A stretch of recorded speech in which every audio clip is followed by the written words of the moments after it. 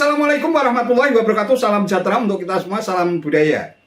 Sahabat-sahabat tercinta sebangsa dan setanah air yang sangat saya hormati, Putri Presiden Indonesia yang keempat, Abdurrahman Wahid alias Gus Dur, Zainuba Arifah Kapsoh yang akrab disapa Zeni Wahid, disebut-sebut sebagai sosok yang tepat sebagai pendamping Anies Baswedan dalam kontestasi Pilpres 2024. Hal itu ditegaskan oleh Wakil Ketua Umum Partai Nasdem Ahmad Ali. Jika Zeni Wahid dipasangkan dengan Anies, mereka akan saling melengkapi.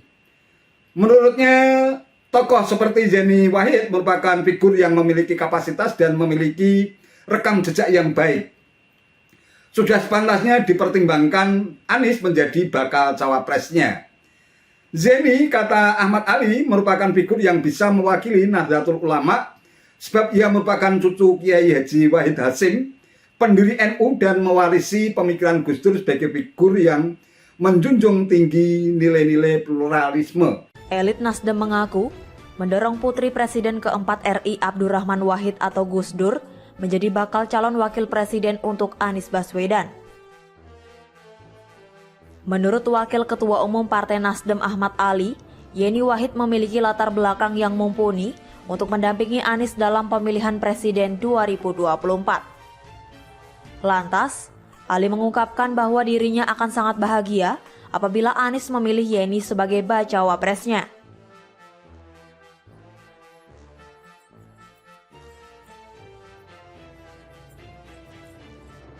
Ali menilai Yeni sangat mirip dengan Gus Dur yang menjunjung tinggi pluralisme. Selain itu, Yeni juga disebut memiliki banyak wawasan kebangsaan, mampu berdiplomasi dengan sangat baik, hingga mewakili Nahdlatul Ulama lantaran di darahnya mengalir darah pendiri NU. Menurut Ali, Putri Gus Dur itu mampu melengkapi Anies Baswedan untuk memikat konstituen. Sebelumnya Yeni sempat masuk dalam daftar kandidat cawapres Anies. Meski begitu, saat ini Anies dan tim 8 Koalisi Perubahan untuk Persatuan atau KPP mengklaim sudah mengantongi satu nama bacawa pres.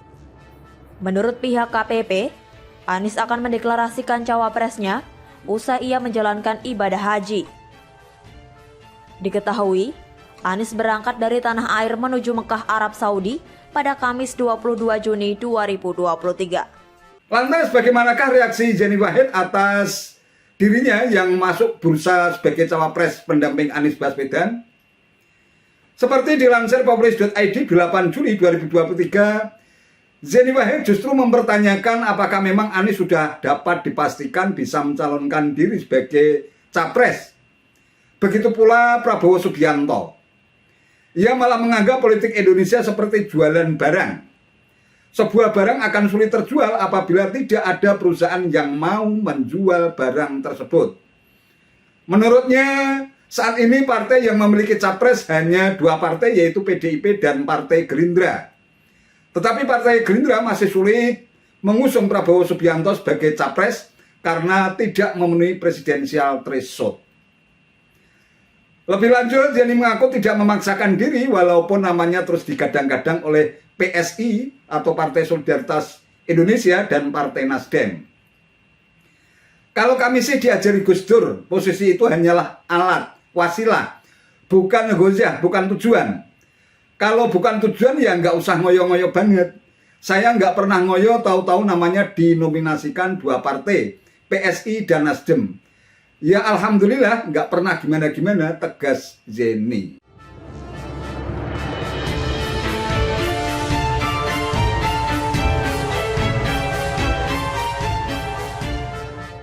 Sahabat-sahabat tercinta sebangsa dan setanah air yang sangat saya hormati, kita tidak tahu persis bagaimana gimmick politik yang dilakukan oleh Partai Nasdem dalam meneropong bakal cawapres yang dinilai tepat untuk menjadi pendamping Anies Baswedan.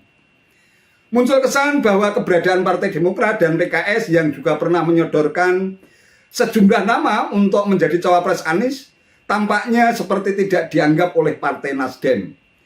Bahkan Partai Demokrat yang sangat berharap agar Agus Harimurti Yudhoyono alias AHY bisa menjadi cawapres Anies, sampai-sampai harus memberikan ultimatum jika sampai bulan Juni Anies tidak segera mengumumkan bakal cawapres, Demokrat bakal mengambil opsi lain. Namun waktu pun telah berlalu. Ultimatum Demokrat tampaknya tak mempan buat Nasdem. Demokrat dan PKS seakan-akan hanya diperlakukan sebagai parpol pelengkap ketentuan 20% presidensial threshold. Padahal jika salah satu parpol dalam koalisi perubahan ini hengkang, maka tamatlah riwayat koalisi perubahan untuk persatuan alias KPP. Nah, terkait dengan sikap politik Partai Nasdem yang lebih memilih Yeni Wahid, memang tidak salah.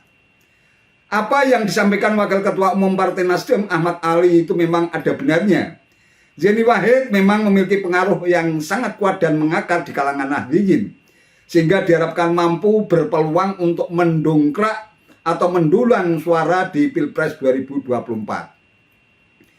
Yang menjadi pertanyaan adalah apakah memang Yeni Wahid itu mau dan bersedia. Pasalnya Yeni sangat kental dengan kultur NU, tentu sangat mempertimbangkan pendapat dari para kiai dan ulama sepuh sebelum mengambil keputusan. Dan hal itu tentu bukan hal yang mudah. Bisa jadi Yeni juga tidak akan mengecewakan kaum Nahdliyin semata-mata hanya untuk kepentingan elektoral politik yang bersifat temporal dan sesaat. Apalagi Nahdliyin atau NU sebagai ormas Islam terbesar di Indonesia bahkan dunia, tentu langkah Yeni akan sangat mempengaruhi dinamika NU dalam kancah politik Indonesia kontemporer. Selain itu, Yeni yang dikenal sebagai sosok yang sangat toleran dan moderat, tentu tidak mudah untuk bisa bekerja sama dengan parpol yang dinilai lebih cenderung akrab dengan kelompok radikal dan intoleran, semacam PKS misalnya, yang telah tergabung dalam KPP. Belum lagi sejumlah tokoh-tokoh Islam yang dinilai menggunakan agama sebagai alat politik, sebagaimana yang terjadi di Pilkada DKI 2017 yang berhasil memenangkan Anies Baswedan sebagai Gubernur DKI Jakarta, dan semuanya hingga saat ini masih sangat setia untuk mendukung Anies Baswedan hingga masuk ke area gelanggang Pilpres 2024. Pertanyaan yang muncul kemudian, apakah memang iya Yeni Wahid akan ikut terjebak dalam arus politik identitas semacam itu? Menurut hemat saya, Yeni Wahid tampaknya bakal sulit untuk bisa menerima pinangan Partai Nasdem maupun Anies Baswedan untuk menjadi cawapresnya.